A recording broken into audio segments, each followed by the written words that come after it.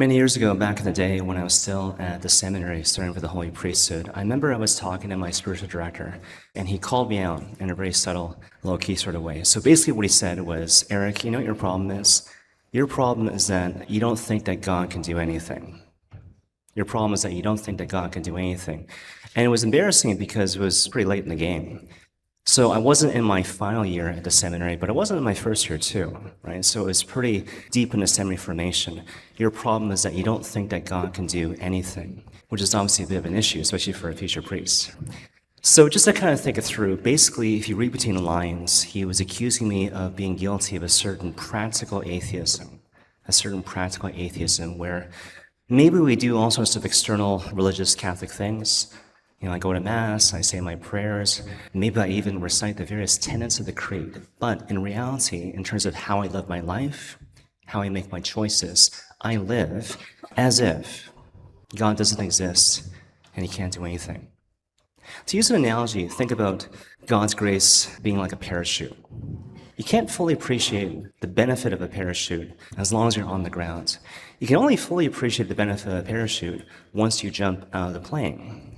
But just to kind of think it through, right? To continue with this analogy of the parachute being analogous to God's grace, what that means, practically speaking, we're called to be jumping out of planes all the time.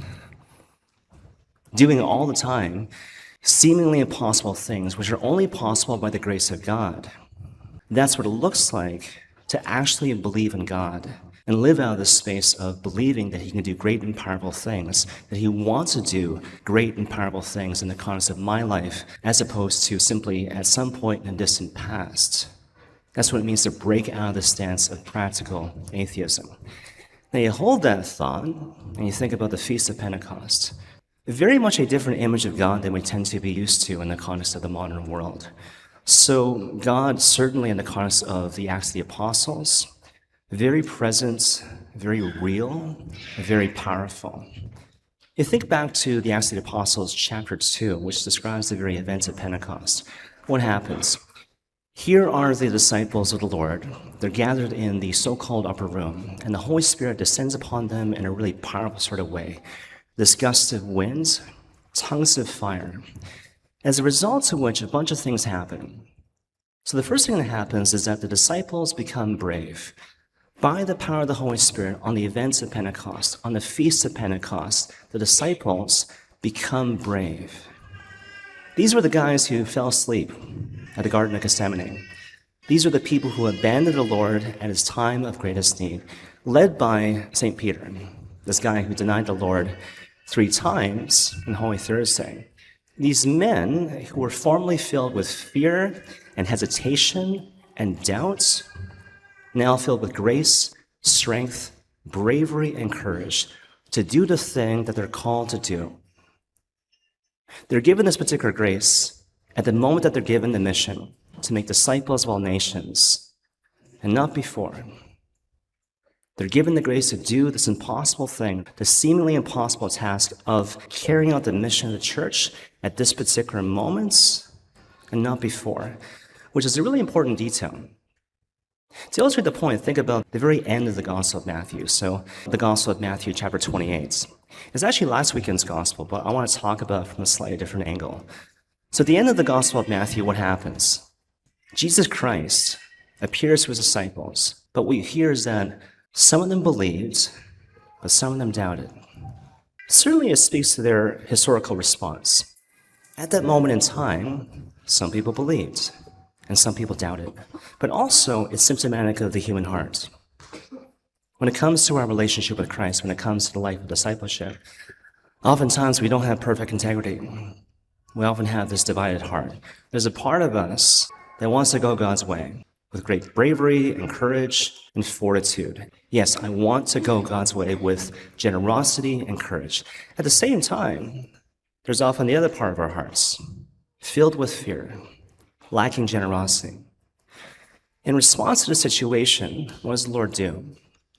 He gives the disciples a certain reassurance. Remember, I am with you always to the end of the age. But also, what does he do? He sends them on mission anyways. A really important detail. So I don't feel up to it. I don't feel ready for the mission. I don't feel ready for the task at hand. The Lord sends them on mission anyways, because, ironically, it's the sending forth on mission which makes them ready. Same principle applies to us. We generally know kind of what the Lord wants us to do. Maybe not in terms of the particulars, but generally speaking, I know the Lord calls me forward to be generous, to be a person of love, to go the way of sacrificial and suffering love. I know that, but a lot of times I don't feel like it. I don't feel like being generous. I don't feel like being heroic. I don't feel like being around people. It's a common thing. And in light of the gospel, what are we called to do? To get past it, to get over ourselves and get over the hump. And what you'll discover is that God gives you the grace to do the thing that you're called to do as you're doing the thing that you're doing, and not before. Such is the promise of Pentecost.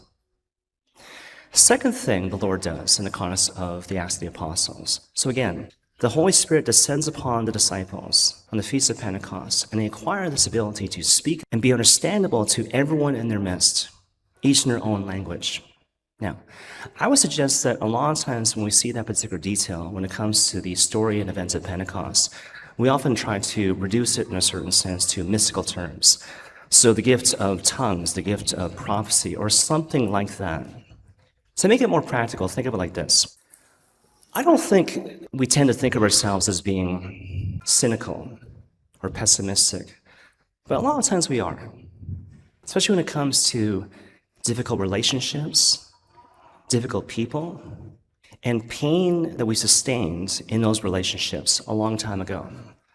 A lot of times when it comes to relationships with difficult people, we are very much cynical and pessimistic. So to illustrate the point, imagine there's someone in your family that you don't like. I know, it's a stretch, but really stretch yourself to use your imagination. Maybe there's a sibling or a cousin, there's a certain tension from the past which lingers and kind of bleeds into the present. What's the thing we typically do? Self-protection and or avoidance. Based on this premise that things have been awful. Maybe it wasn't just one thing. Maybe there were a series of interactions which were awful and painful and unfair. But the thinking goes, things were awful before in the past, therefore things will always be awful.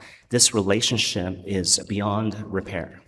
Again, a certain pessimism with regards to difficult people and difficult relationships. I would invite you to kind of do the opposite.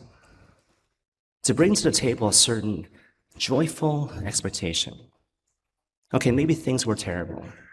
Maybe you still feel this lingering pain and a certain pessimism in the present. But maybe to get past that, expect the Lord will bless this situation abundantly beyond your wildest expectations. To not simply pray for the grace to endure or get through it, but to fully expect that God will do something amazing in this seemingly impossible situation. Maybe the Lord won't bring about a definitive reconciliation in one go. Usually these things kind of take time. But expect something when it comes to the next family dinner, the next family gathering, some breakthrough that you can build upon in the future. This moment where we're able to speak to each other and be made understood to each other, each in our own language, by the power of the Holy Spirit. One final thing. So you'll notice that when it comes to Pentecost, again, great influx of the Holy Spirit. The disciples become brave. They're able to speak in such a way that they're understandable to the various people in their midst, as a result of which there is the formation of authentic Christian community. That's why Pentecost is typically held to be the birthday of the Holy Catholic Church. And what is the Catholic Church at her best? Radical unity and radical diversity. Radical unity and radical diversity. Not unity at the expense of diversity, and also not diversity at the expense of unity. Common creed, common prayer, common worship, common faith and discipleship in the Lord. Real unity, but at the same time, radical diversity. This image of this amazing bouquet of flowers, which by definition is always more beautiful and glorious than a single flower. I want to end with one final example. So A lot of times on social media, and even in person, people say to me something like this: Father, I really love it when you cry. I really love it when you get emotional, because we tend to put priests on a pedestal, thinking that all priests are perfect. But then we see you and we think, well, apparently not. I think it's one of those situations where people are saying one thing, but they mean something else. So I think what people mean to say is we're so used to being pitched a version of the church and a version of Christianity which has no space for the complexity and messiness of our lives.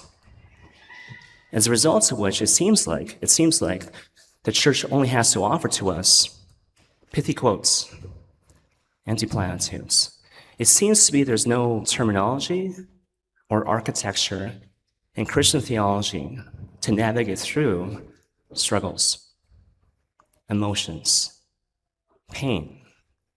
But then we see you, and we see you struggling and wrestling with these things, feeling these things deeply, and it instills hope that maybe there's room in the church for people who struggle, people who cry, people who mourn, and people who are in the process of becoming. And because of that, maybe there's room in the church for me.